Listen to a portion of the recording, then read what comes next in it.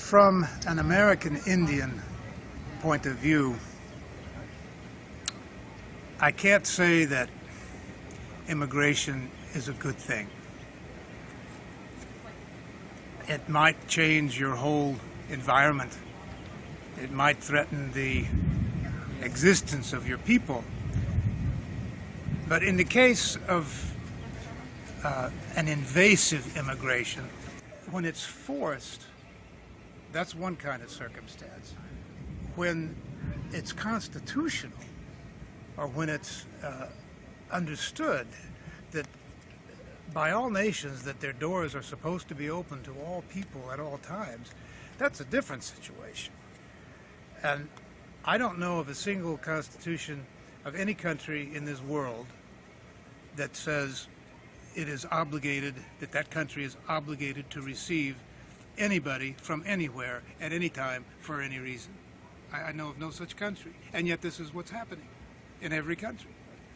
A person born into this world feels that he has a right to live anywhere he wants. I don't know where this idea came from. It never existed before. But it is the dominant quasi-moral code of the world right now. And of course everybody wants to come to the West because the West has a better life. I mean, that's obvious.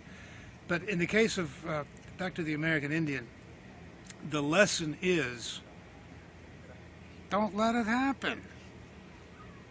If there's any lesson from the American Indian story, don't let immigration happen. You'll be sorry.